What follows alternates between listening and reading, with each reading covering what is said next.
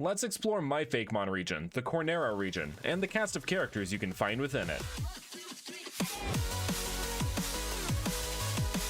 Hey everyone, Brandon here. Today we're going to be taking a look at the map and the characters of the Cornera region, and how the game would progress. Again, there will not be a fan game of Cornera. This is purely hypothetical. I was initially just going to have this be one video, but there is so much to cover here that I decided to split this up into a few videos. These videos will be part map explanation, part story, and part character introductions. This isn't going to be a fully realized visual novel, just a general overview of the progression of the game. There will be some voice acting and some voices you may even recognize. Also, not every Pokemon in Cornera will be featured in these videos either. If you want to see that, you can take a look at the full Cornera Dex video here.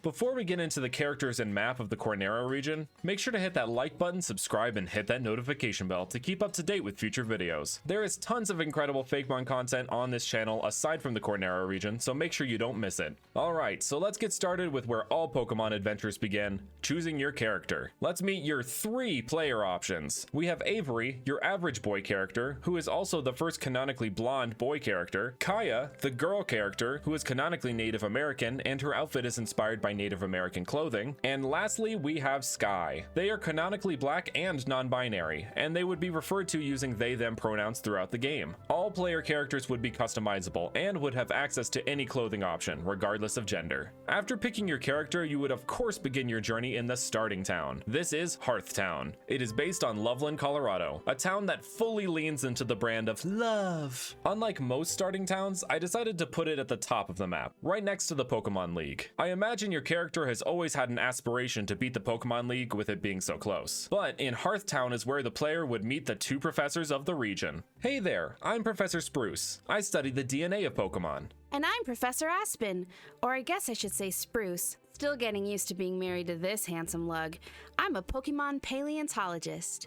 After introducing themselves, they would let you pick your starter Pokemon. Immediately after leaving your hometown, starter in tow, you encounter a blonde hipster-looking kid. Hey, my name is Zach. You just got your starter Pokemon? Ah, that's so mainstream of you. I only use Pokemon that aren't so popular. Only I can really appreciate those underused Pokemon. Someone like you just wouldn't get it. Maybe you could see if I taught you a lesson with my Pokemon. Zachary would start with a Pansage, Pansear, or Panpour depending on which starter you chose, with him having the type advantage. And he will also have a Snubbull. You only won because those stupid starters have higher base stats. Whatever, I'll see you later, Normie. After your battle with Zachary, you would continue down Route 1 through Almarth Woods, maybe picking up a Mouseblode, Heplark, O-Beetle, or Cuddlepillar along the way to Alma City. This city is inspired by Fort Collins, Colorado. Alma City is home to the first Pokemon gym in the Cornera League. This gym is a bit special because it has 2 gym leaders. Hey there, I'm Vidalia, and I'll show you just how cute and cuddly Pokemon can be. And I'm her brother, Beckett. I like how creepy and crawly bug types can be. Just watch how I use their wicked power. In this gym, you would pick one of 2 paths to get to the gym leaders. One pink and super kawaii, with a couple trainers having both bug and fairy type Pokemon. The other dark and edgy, with trainers having both bug and dark type Pokemon. The paths would be your standard simple first gym design like Brock, Rourke, or Roxanne. Man, those rock type gym leaders really like their simple gyms, huh? Anyway, if you choose the Vidalia path, her team would be Snugloon, a Doropia, and a Snom. And if you chose the Beckett path, his team would be Clocoon, Umbrosph, and a Sizzlipede. If you picked up a Peplark or Mouseblode, then these battles should be a cinch. Once you defeat either one of them, you will earn yourself the Contrary Badge. After earning your first badge, you would make your way down to your first big city in the Cornero region, Altopolis, home to a gym you aren't quite ready for yet, and Bones Ridge, where you can pick up some fossils to be restored at a later point. Altopolis is majorly inspired by Denver, Colorado, and Bones Ridge is inspired by the iconic Colorado Fossil Ridge, a high ridge in the Gunnison National Forest with many exposed Paleozoic sea fossils. The Fossil Ridge and dinosaurs in general are a huge part of Colorado's public image, so I definitely wanted to have an area to reference this. After doing some exploring of the city, maybe customizing your character a bit, or just replenishing your item supply, you make your way down to Route 3. But while on your trek, you overhear a couple of cowboy-clad trainers arguing.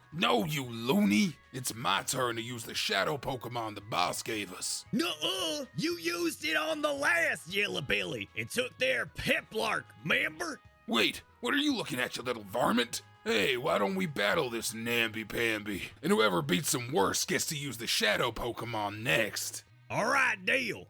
Welcome to your first encounter with the root and tootinous evil team of the Cornera region, Team Echo. They primarily use dark, rock, and sound type Pokemon. Here is a breakdown of the sound type's strengths and weaknesses. And as you heard before, they have access to shadow Pokemon, but we'll talk more about that later. These two would use a Peplark, Dwebble, and Whismur for this fight. After defeating them, you will enter Gardana Springs, which is inspired by Colorado Springs, Colorado, and the Garden of the Gods Park you can find there. There is Route 18 to the west, where you can pick up some rock and ground type Pokemon such as Geodude, Duskbeck, Cornera and Meowth, Cornera and Squavent, and Babex if you'd like. But you can't journey any further west as there has been a cave-in inside the Gilded Cavern that some miners are trying to clear up, so you'll have to wait till later. While in Gardana Springs, you will meet the professors again and tell them of your encounter with Team Echo.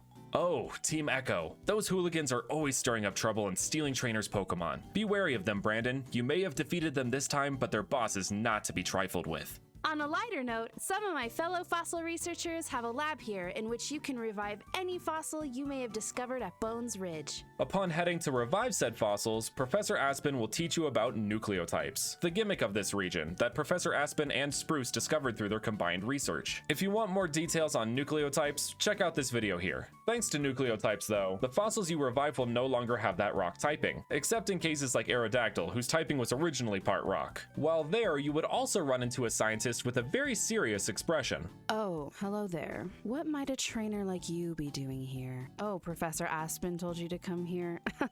She thinks she's so much better than me just because she discovered nucleotypes. Whatever. I have an invention that will really shake up the world. Oh, sorry, rambling again. I'll be on my way. Have a nice day.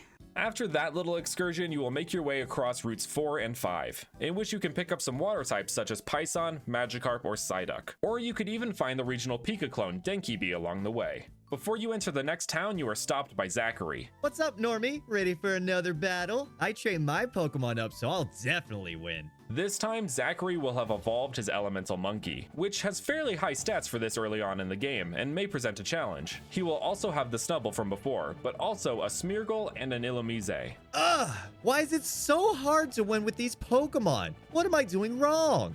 After beating Zachary, you will arrive at Zoot City, which is inspired primarily by Boulder, Colorado, but also Albuquerque, New Mexico, which are major locations for hot air ballooning, with Albuquerque being home to the International Hot Air Balloon Festival. Zoot City is where you will face the second gym, which would be Flying type. There would be a series of hot air balloons you would ride from location to location, similar to Marlin's gym in Unova with the lily pads. Once you make your way through, you will reach this gym's leader, Sora. Hey there, I'm Sora. I love hot air balloons, the colors, the freedom of being in the air. I just love all of it. My partner Drifloom and I have faced many battles together, so this battle will be no different than the rest. Sora's team would be Cornera and Murkrow, Twilark, and of course, Cornera and Drifblim. You could use any of the rock types you may have picked up on Route 18, or a Denkibi to help with this battle. After defeating him, you would earn yourself the Flight Badge. With your second badge in hand, you would then head up Route 6, which is where you'll find the de facto Pokemon Ranch and Pokemon Daycare. Here, you can find many grass-type Pokemon such as Sunkern, Skiddo, Cornera and Murkrow, and Cornera and Gossifleur. But you'll also find Team Echo again, this time trying to steal eggs from the daycare. That trainer didn't want these anyway, so why not just give them to us? No, I know what you do to Pokemon and it's sick. Go away. Well, looks like this little lady ain't gonna cooperate, so we're just gonna have to... you again? Calm down, my little buckaroos. I can handle this one. Randy! Now, dadgummit, I told you to call me Randall. Anyway, hey kid, the name's Randall the Vandal. I heard you beat down my compatriots here. We here on Team Echo love how lawless and free this region used to be, and want to uphold that legacy. We're like a family, so beating my team members, well, now that there's grounds for a whooping. So best prepare yourself, cause here I come. Randall's team would be a bit of a step up in difficulty, with him having 4 pretty tough Pokemon for this stage in the game. Cornera Persian, Boltiny, Cornera Farfetch'd, and the first Shadow Pokemon of the game, Loudred. You won't be able to catch Shadow Pokemon until the post-game, so for now they will serve as vicious opponents. Well, if I ain't plumb shocked, you beat me. That was a hog's killing time there, partner. Hope to see you again. For now, let's make like a Dawn fan and roll out. Yeehaw! And with that, we have reached the end of the first video on the characters, map, and game progression of the Cornero region. Let me know your thoughts so far. I will be uploading the next couple videos over the next couple weeks, so be on the lookout. If you enjoyed this video, don't forget to hit that like button, subscribe, and hit that notification bell. Thank you guys so much for watching, and with that, I will see you guys next time.